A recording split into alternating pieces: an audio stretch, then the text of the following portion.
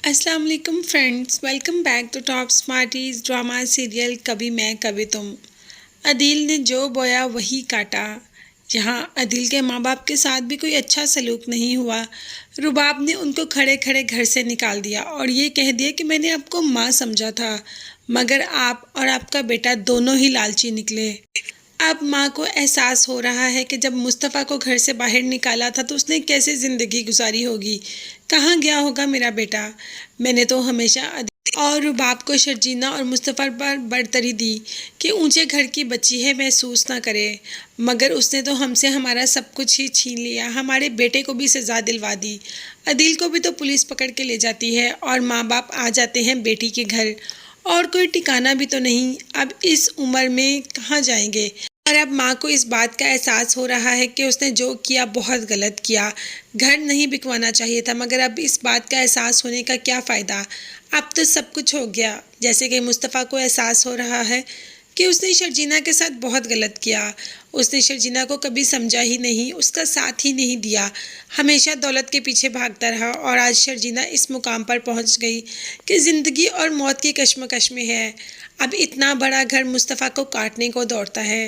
वैसे मुस्तफ़ा ने ये घर लिया तो शर्जीना के लिए ही था और चाहता था कि शर्जीना और उसका बच्चा इसी घर में वापस आए, मगर क्या जानता था कि फ़िलहाल ऐसा मुमकिन नहीं। अभी तो मुस्तफ़ा यहाँ शर्जीना की यादों में ही है।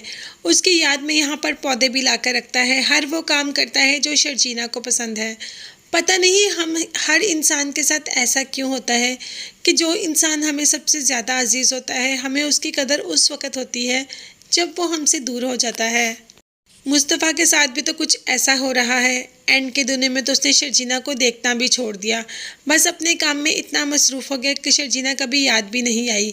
इसी वजह से शर्जीना उसी घर में नोट लिख लिख के लगाती रही कि शायद कभी मुस्तफ़ा पढ़ ले, मगर मुस्तफ़ा के पास तो टाइम ही नहीं था कि शर्जीना की कोई बात सुनता या उसका कोई नोट पढ़ लेता।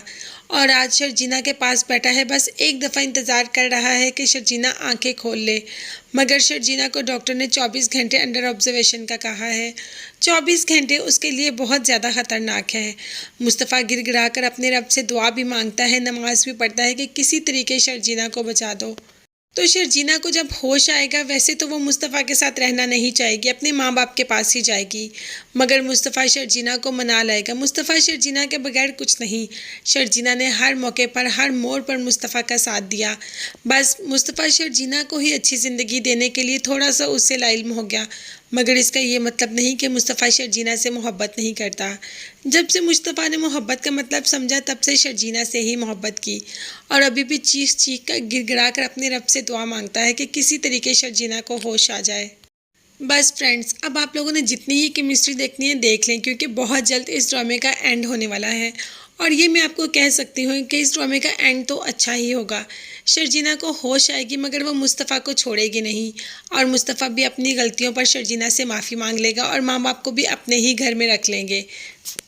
अदील को अपनी गलतियों की सज़ा मिल जाएगी और माँ बाप को इस बात का एहसास हो जाएगा कि मुस्तफ़ा बहुत अच्छा इंसान था। ज़रूरी नहीं कि हर खोटा सिक्का बेकार ही हो, कभी कभी हमारा खोटा सिक्का भी चल जाता है, जैसे कि मुस्तफ़ा चल गया, चला नहीं बल्कि दौड़ा। तो फ्रेंड्स, इस ड्रामे की एंडिंग का किसको इंतज़ार है, कमेंट्स में ज़रूर बताइएगा। इसके साथ साथ मेरे चैनल को ज़रूर सब्सक्राइब कीजिएगा, साथ ही साथ बेल आइकन का नोटिफिकेशन ज़रूर प्रेस कर दें, ताकि मेरी हर नई आने वाली वीडियो आप तक बआसानी पहुंच सके। मुझे और मेरी फैमिली को अपनी भरपूर दुआ में याद रखिएगा। नेक्स्ट वीडियोस तक के लिए अल्लाह हाफिज़, bye bye and take care.